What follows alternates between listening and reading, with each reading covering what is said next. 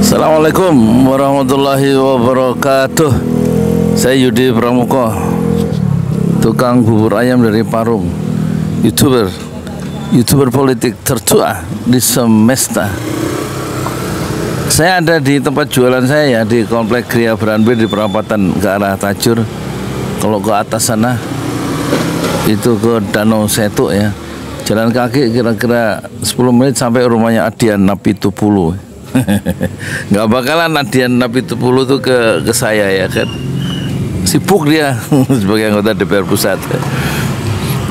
Dan ada warga di sini ngajak ngobrol. Ya biasa, marah dengan keadaan. Kalau nggak ada masalah nggak akan ada demo Indonesia gelap kemarin katanya. Sekarang bukan makan gratis yang penting, tapi kerjaan cukup, mudah kerjaan katanya. Nanti kalau ada kerjaan kan orang tua bisa ngasih makan anaknya sendiri, dan juga bukan tugas sekolah ngasih makan anak gratis ya. Makanan gratis bergizi itu loh. Ya kan? Ada jenderal kok bisa disetir sama Jokowi katanya. Jokowi, jenderal itu maksudnya Prabowo itu. Dia kecewa juga ya sama Prabowo ya. Jadi kelihatannya nggak independen. Terus kita udah punya, baru selesai kita punya presiden tukang bohong. Siapa? Ini jadi kalau makanan murah, kalau makanan murah, kerjaan ada, itu makan gratis mah gampang, tugasnya orang tua masing-masing, nggak usah diurus sama sekolah, sama negara katanya.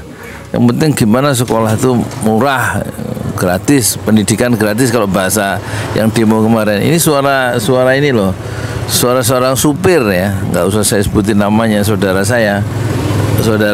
ini sekomplek. Jadi itulah masalahnya. Jadi kalau kerjaan susah gini, itu orang yang pinter bisa berantem katanya, bisa jadi begal karena lapar, kata bapak itu ya.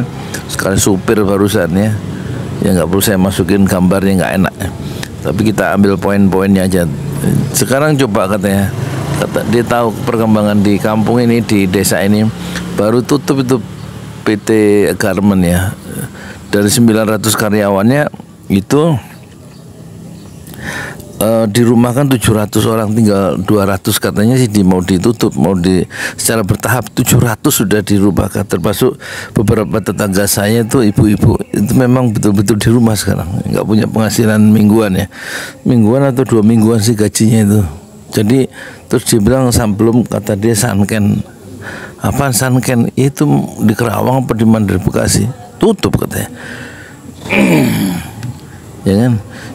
Terus dulu ada suara di salah satu video saya, kalau ada pabrik tutup itu kan bukan urusan pemerintah, yang efisiensi kan ASN katanya, lembaga-lembaga pemerintah. Itu kan soal swasta, kenapa yang disalahin pemerintah? Dia lupa ada kaitan dengan swasta dan pemerintah. Iklim ekonomi yang nggak kondusif karena kebijakan pemerintah itu membuat usaha menjadi sulit dan terpaksa menurunkan atau memecat karyawan-karyawannya karena kebijakan politik pemerintah yang tidak memberikan iklim yang bagus untuk usaha, kan gitu ya. Itu kaitannya. Ya memang pabriknya bukan pabrik pemerintah, dia pabrik swasta. Jadi kalau tutup ya tanggung jawab pabrik itu. Iya betul, pabrik itu kenapa bisa tutup? Ya karena kebijakan ekonomi dari pemerintah yang nggak mendukung pertumbuhan pabrik-pabrik itu berkembang, kan gitu. Regulasinya, aturan-aturannya kan dibuat oleh siapa? Bukan oleh pabrik itu, kan oleh pemerintah, sehingga menyulitkan mungkin ekspor jadi macet ya kan.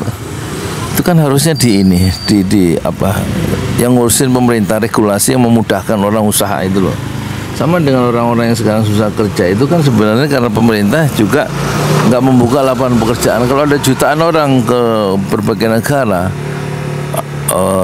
mohon maaf seperti ART atau tenaga-tenaga untuk di rumah-rumah tangga di Eropa atau di mana, Arab itu sampai 6 juta atau sampai berapa itu pekerja-pekerja migran kita.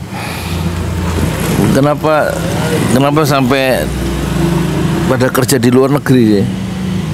Untuk tenaga-tenaga yang low skill ya, skillnya rendah itu. Lah karena pemerintah kan gagal menciptakan lapangan pekerjaan di negerinya sendiri, kan itu persoalannya ya. Ya kalau ada sekarang ada hashtag kabur aja dulu, itu tentu untuk yang level menengah ke atas yang anak-anak pinter gitu loh. Dia kabur ke luar negeri untuk menuntut ilmu, untuk bekerja dan untuk kembali ya, untuk menimbulkan menimbulkan atau bukan membungkus ya, apa istilahnya sih, meng-create ya harapan sendiri. Dia menciptakan peluang-peluang sendiri di luar negeri yang peluangnya lebih besar daripada negerinya sendiri. Dia kalau dia pengen mati, nggak pengen mati di negeri yang nggak punya harapan di Indonesia, ya nggak apa-apa, dia punya pilihan itu. Tapi itu menunjukkan bahwa pemerintah gagal ya menciptakan lapangan pekerjaan bagi warganya sendiri, sehingga mereka kabur ke luar negeri karena di sini nggak ada harapan. Memang hidup itu kita boleh kehilangan segalanya kecuali keimanan dan harapan untuk hidup yang lebih layak itu tidak ada di Indonesia masalahnya, tapi ada di luar negeri. Nah itulah yang terjadi. Nggak ada kaitannya dengan nasionalisme juga sih. Buat apa nasionalisme itu berarti orang itu harus tinggal di Indonesia, tapi kalau di Indonesia sampai tuanya dia mati kere. Assalamualaikum warahmatullahi wabarakatuh. Di jalan Allah. Ini Masjid Enam Syuhada lagi dikunjungi sama Ketua Hilmi. Modal awalnya berapa Pak Yudi Pramuko? 750.000. 750.000 rupiah aja. Jadi ini 500 jutaan nih barang. Sekarang udah habis 310. Masya Allah, tuh udah pakai keramik, laponnya tinggal. Granit tuh kayak marmer. Tuh, Masya Allah nih, sampai juga kita ke sini. Masjid Enam Syuhada, ngapa namanya Masjid Enam Syuhada, ya, Pak Yudi? Kita mau mendokumentasikan perjuangan dakwahan nama anak muda pengawal Habib Rizik Syihab itu. Masya Allah. Yang dibunuh sama orang jahat di kilometer 50. Kilometer 50 ya. Itu kan simbol memperjuangkan dakwah itu kita harus memberikan segalanya untuk Islam kan ya. Masya Allah. Dan nama anak muda itulah yang sudah memberikan segalanya untuk Islam. Masya Allah. Apa nanti nama pemuda itu ada juga di sini mungkin diterahkan? Mungkin namanya 6 Syuhada. 6 Syuhada itu, ya, 6 Syuhada dipasang di sini, 6 Syuhada. Bip Ali, apa yang dikomentarin dari ini semua, Bip Ali? Masya Allah, luar biasa. Dari uang 700.000, kalau pengen ternyata bisa. Ya. Bisa. Allah kirim. Tuh, bisa. Ya, dengan masuk satu gang kecil, tapi Bapak ini luar biasa. Kecil tuh. Masya Allah ya. Satu kol aja. Masya Allah. Perjuangan Pak Yudi Pramuko, YouTuber sejagat paling tua. Tertua di semesta. Tertua di semesta. Masya Allah. Tukang donat. Tukang donat. Tukang donat dari Paru. Ini saya laporkan dari lapangan ini, langsung dari Masjid Enam Syuhada. Masya Allah. Dan ini dia. Dalam lihat ah. Tuh lihat tuh masjidnya. Tuh imamnya situ tuh. Malam-malam lagi kita. Masya Allah. Masih kurang nih. Atapnya katanya transfer aja. Masjid Enam Syuhada sebentar lagi selesai. Dinding lubang angin sebagian sudah terpasang, lantai 2 dan kemudian plafon termasuk lantai bukan keramik, granit 150 dus bersama tiang-tiang yang ada 16 setinggi 4,5 meter. Kemudian finishing terakhir adalah tangga menjebol atap ya, lantai pertama untuk masuk ke lantai 2. Inilah Masjid Enam Syuhada. 2,5 tahun lalu dimulai pada 2 Agustus hari Senin 2021. Tinggal sedikit lagi insya Allah,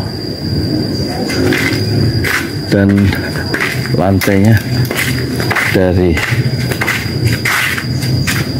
keramik, bukan keramik, granit sudah diresmikan lantai pertama. Nanti lantai kedua lewat sini tangganya jebol untuk masuk ke lantai 2. Inilah Masjid Enam Syuhada yang sangat megah karena dari bahan-bahan pilihan, kualitas nomor 1.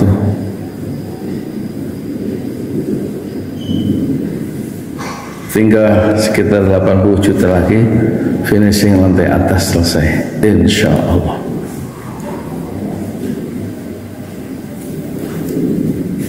Ya, inilah Masjid Enam Syuhada